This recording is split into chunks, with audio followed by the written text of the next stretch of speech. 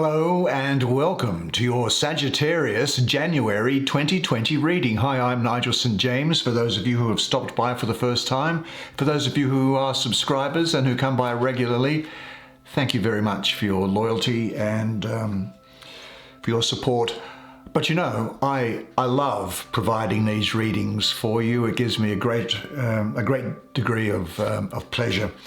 Hey, this deck that I'm using is, there's the back of it. It was given to me by my daughter who found it in a flea market. And it has a lot of interesting things going on in it. For example, I Ching, you know, those Chinese hexagrams, the Nordic runes make an appearance, ancient Egyptian, Eastern mysticism and mystical thought comes into it, as well as symbology from the Kabbalah. So there's this is in addition to the usual things that we would expect to find in the tarot and astrology, which is associated with the cards depending on where they happen to be sitting in the spread.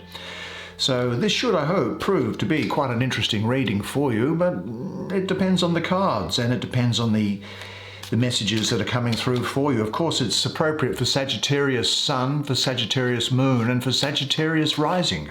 In fact, if you have a lot of planets in your natal chart, which are sitting in the constellation of Sagittarius, then this is also going to be good for you. But anyway, let's get things underway, shall we? Good on your Sagittarius. You've got Jupiter going into, what is it, Capricorn for you this year. So a lot of financial moving and responsibility going forward, but it's going to be good stuff for you because Sagittarius is going to be, Jupiter is going to be joining Saturn in Capricorn, and for once Saturn is actually going to have something useful to do for you, so that's great news. Anyway, let's get things underway, shall we? Now let's see what there is in store. Let's pull something from here. There is the Sun of Cups in the North. What is this? The Ace of Cups. Let's see what else there should be. What happens to be. Well, that's clearly, in fact, these things are all jumping around. This thing's come out. This is the Three of Wands. Now, there's four there, so I'm going to put them all back. I don't know what they are. They may turn up again because I only want two more. And I don't feel like choosing just between one or the other unless it's sort of really making itself known, unless I happen to, well, there's two there who have made themselves known. This is the Universe, and this is the Mother of Cups in the North. A lot of cups, a lot of great stuff going on to do with relationships in the heart. Let's not jump ahead of ourselves. Come and join me and look at these beautiful images now while I explain what they all mean for you. Well, here we go. What a very fascinating set of cards. Let's have a look at this character here, shall we?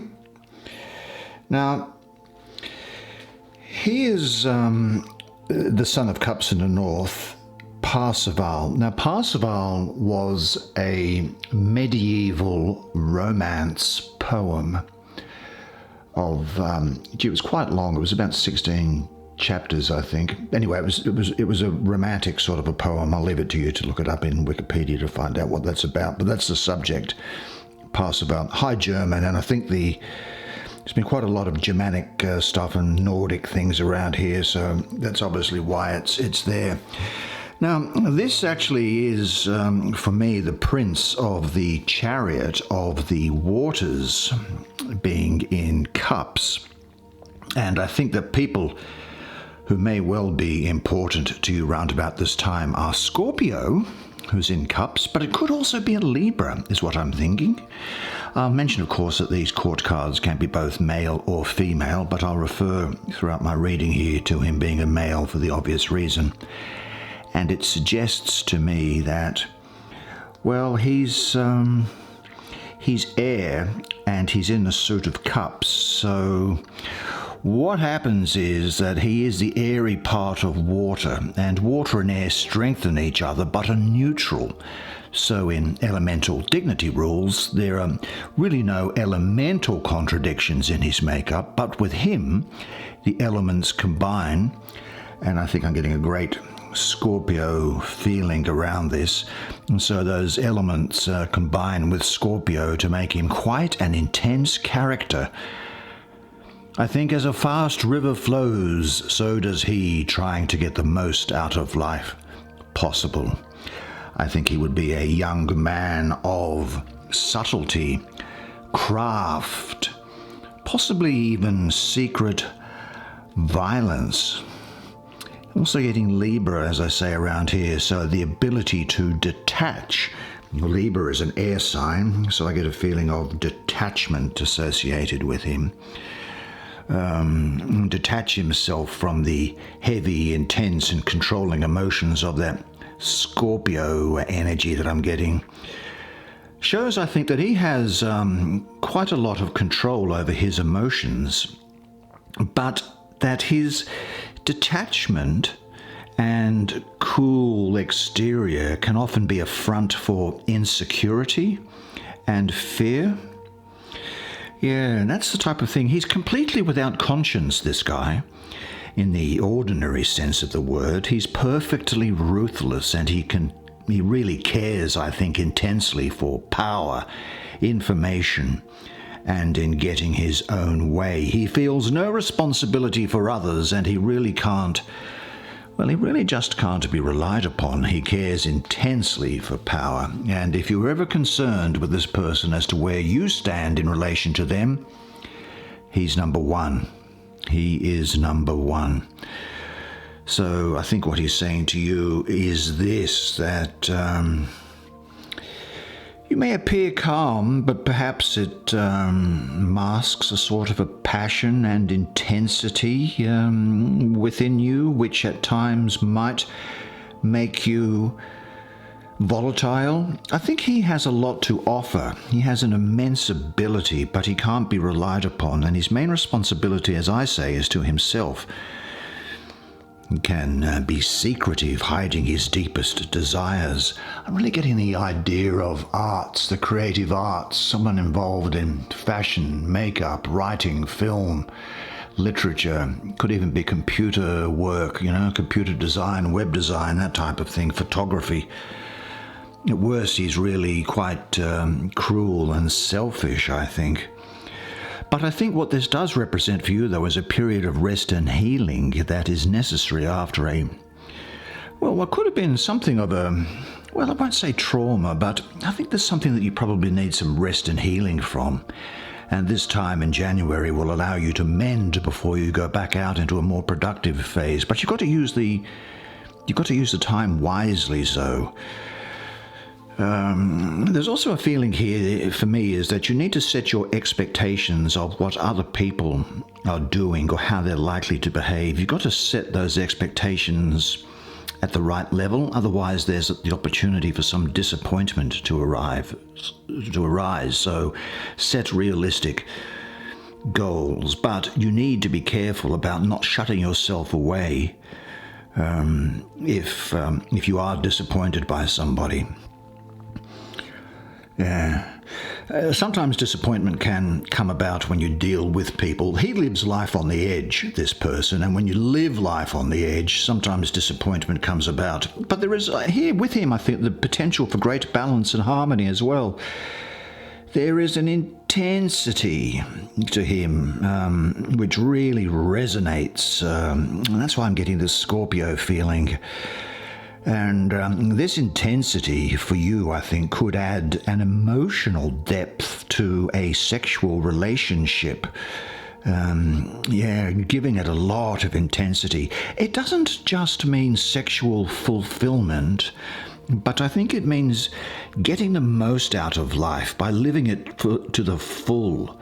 And that's really the type of feeling that's coming up for me for you. January, something that you need to be aware of. Well, of course, January is all about ends and it's all about starts, isn't it? So let's have a look at this card here, which is the universe. Oh, it's got a couple of those things that we spoke of, a rune and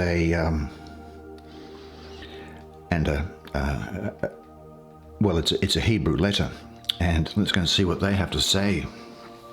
Now this rune here, the runes were in effect brought to humanity by the Viking god Odin. Now Odin hung upside down from the Tree of Life. The Tree of Life had intertwined within its branches the 9 worlds of Viking religion, the 9 worlds where the spirit could inhabit. And he hung upside down and peered into a well, the Well of Erd. Now inside that well there lived some women who were called the Norns, and they wove the fates of women and men and of the gods themselves. So on one view you might say that the women were the most powerful creatures in all of the cosmos. In any event, Odin and the runes were only to be found within that well. Now Odin hung upside down without eating or drinking for 9 days or night, and after he had pierced himself with a spear, and he said in doing so, there's an old Viking poem somewhere where he said, "I sacrifice myself to myself in order to get the runes." And at the end of the 9 days, they became apparent to him. He could perceive them. He could perceive not only their form, which is a representation of human sounds, like all alphabets are, but they were also windows into the other worlds so that one could tell what the fates had in store for other people. And this particular rune is it's the rune of victory, of health and success, and it indicates a time when power will be available to you for positive changes in your life. Yeah. It's a time of you being healthy and of you overcoming opposition. So relax. Don't let worry and tension get to you. Yeah. This is a really positive rune. Now here we have a Hebrew letter. Now the Hebrew letter that's concerned is Tav. It's in the biblical Hebrew, and that's the 22nd letter of the Hebrew alphabet. Now what this letter says is that it means a mark or a sign or an omen or a seal. It's the symbol of truth, of perfection and completion. And of course it's sitting in this card of the universe here. It represents the restoration of all of existence. It is a return to the essence and purpose of your life. It represents completion before beginning again. So this is saying to you, it is really the idea, I think, that the divinity has set in motion all of existence in order to reach a final state of perfection, the fulfillment of all creation. But as soon as this Tav is reached, you begin again immediately by going back to the first letter of the alphabet, the one source of everything. The end is never really the end, but the beginning of something new. And that's really what this card is saying to you.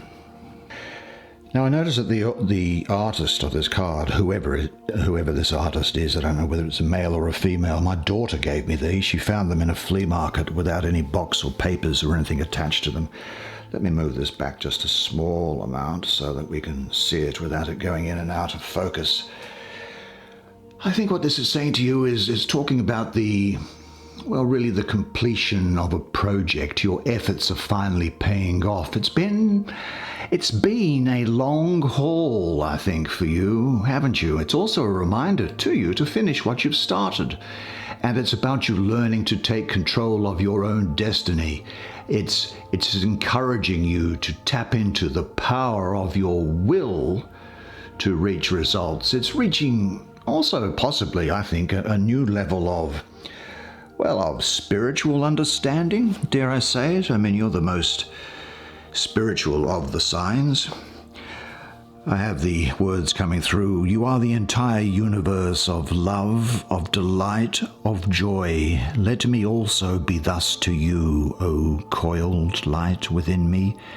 In the light and in the night, let me be the vehicle of your love. Yes, let me be the vehicle of your love. Yeah, well, here is Saturn, the sign that is governing it. It's about completion, cosmic union. Could well be sort of a burning off of karma period as well for you, you know. There's a chance here that there may well be some travel associated for you. I hope it is. I like to travel. There is no bad side to this card whatsoever. It's a fantastic card. I'd say this: to trust your perceptions. Make a list of all unfinished situations, the resolution of which would give you a sense of relief. And have this thought in mind also: I love to travel. I am open to explore the unknown. I am excited about bringing ideas and creative projects into form. I deeply value making a contribution that makes the world a better place to live. And I am one with the universe. Here we have the Three of Wands. Now, here we have a Chinese I Ching figure associated with this Three of Wands. The Chinese I Ching is probably the oldest known form of divination that we have. It is it predates anything else that we know of, but I think we can pretty well say that people have been involved in practical magic for much longer, and this is about divination of telling things in the future. It's made up of broken and unbroken lines. All the hexagrams all have different combinations. The broken lines are known as yin, and that's the feminine principle. The unbroken lines are yang, and that's the male principle. And depending on what you have where, that determines what's in store for you. And here we have a yin. 1, 2, 3, 4, 5. Okay, this hexagram is known as, in Chinese, ting, which means, what would you call it? I suppose cooking pot is what you'd call it. This is associated with the process of transformation, and in a mystical sense, where the distance between your spirit and your ego, that is, that personal identity that you feel that you have that you've built up in this life, well, they must evaporate. Now, on the heroine's journey to fulfill her destiny, you are first called into initiation. Now, you can choose to ignore the call or to follow it. And generally, the initiation begins when the ego has been wounded or a path suddenly ends. Therefore, this cooking pot or cauldron is often about the deeper spiritual and more all-encompassing aspects of your journey. I've got to tell you that this is a very powerful hexagram with a message about fulfilling your destiny and the enormous inspiration you possessed to accomplish your aims. It's really saying to you that as this cauldron, if you like, is, well, as a cooking pot, it might mean that there's still something where the actual change is taking place. So the message can be, give it time, something is still cooking. Yeah. But when you get this, your perspective gets broadened into a much broader view of your life. And there is an aspect of karma in this as well. However, I will say this, is that since this cauldron type of thing, this cooking pot is really, and you'll understand this, a spiritual vessel, this hexagram can portray enormous talent, creativity, or spiritual insight that you can tap. In a sense, you are the cauldron and your inspiration is boundless. Now, the astrology of this card for me is the sun in the second decan of Aries, about the 31st of March till the April the 9th, something like that. This is about birth and creation. Now, in ordinary astrology, so I have the sun in Aries. Now, in ordinary astrology, the sun is also exalted in Aries, and so this placement really is very favorable. Aries enjoys a challenge, and Aries suns are happiest when their lives are moving forward and they're active. The Lord of established strength is what I call this. I see ideas crystallizing, confirmation that you are on the right path. Perhaps a business can be made out of a hobby. You might be thinking about things that you do. I mean, can you, in some small way, make a little bit of extra money as a result of it? This is telling you to understand your virtues and to trust yourself to make the right decisions in your life. And you're not going to be held back by fear. This is also, I think, about looking inside and outside with integrity, honesty, and no compromise.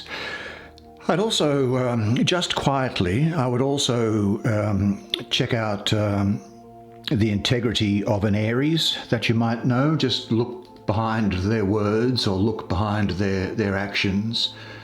Yeah, it's important for you to act from a place of integrity before making decisions at the moment, and really to have clarity of mind and of heart in order that your actions can bring about the best result. But if you do have clarity, then now is the time to act. Now let's quickly have a look at this one here. Well, this is the beautiful Ace of Cups. You're probably familiar with this, but let me just, isn't it a lovely, just plain card like that? I think this applies to you during this period, and I think that people who are going to be important to you could be a Scorpio or a Libra. They'll have something to do with you during this time.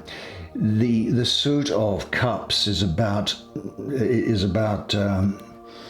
well, it's the Lord of the root of powers of water. And it's really talking about love in its purest sense, abundance. I think the reinvigoration of a relationship. You may well be partnered, and I think there's going to be a reinvigoration of the relationship that you have with your partner.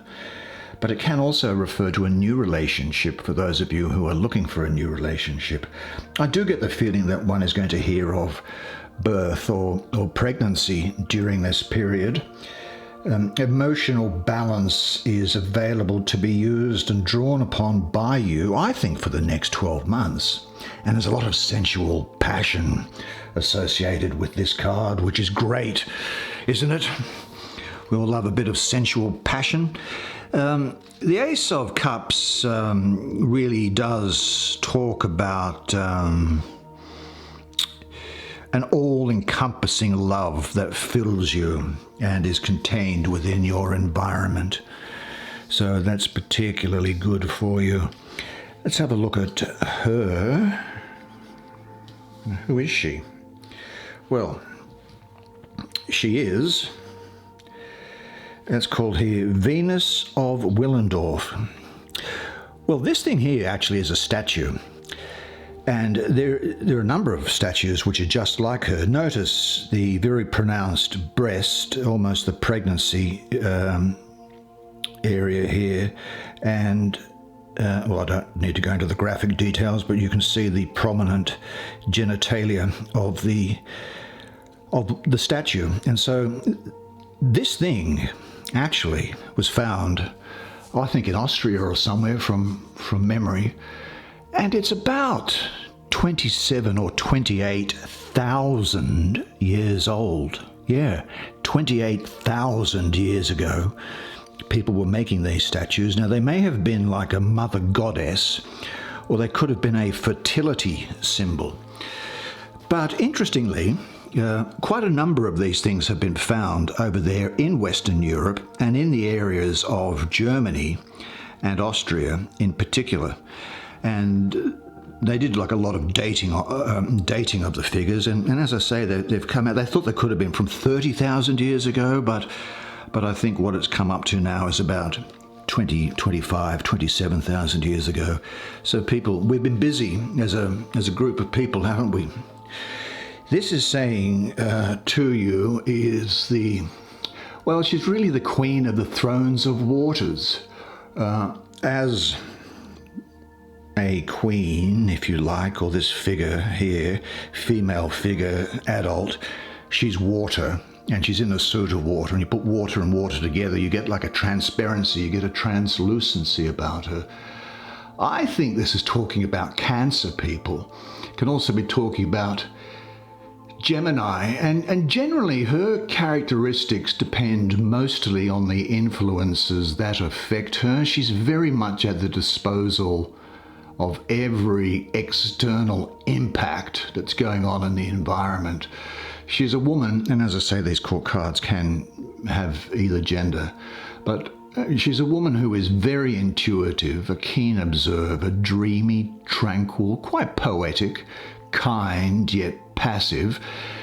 And I think that you may well have, what I'm getting here is that you may well have psychic abilities during this period.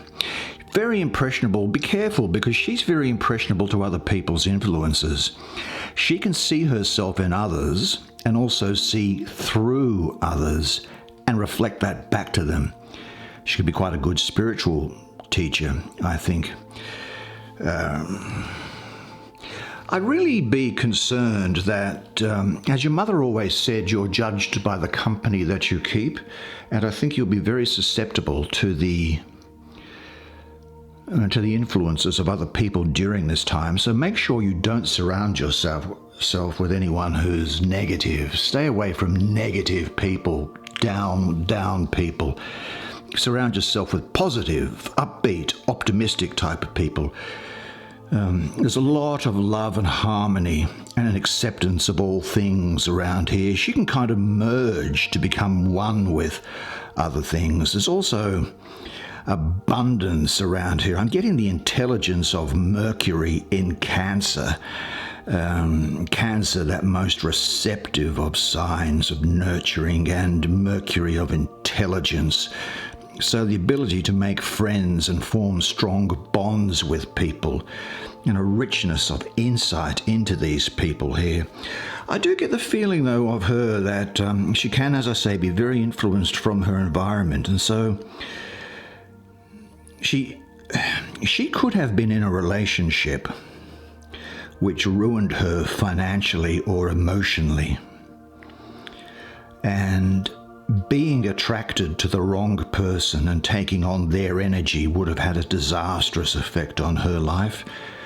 And she may be carrying scars from that time and not reflecting purity as she should, her purity. So I think that what it's saying is that you will be intuitive, emotionally mature, and able to get on with others. And you need to get in touch with your inner feelings and express them to others. But all in all, a really great time for you. That's the way it is for you this month. Well, there you go, January 2020. I have to say this, that you were absolutely fantastic during that reading, and I loved doing it for you. I think this is going to be a great year for you, and have a fantastic January. And all I have to say is this, and remember always that you are a legend, and I look forward to seeing you again next month. Until then, bye for now.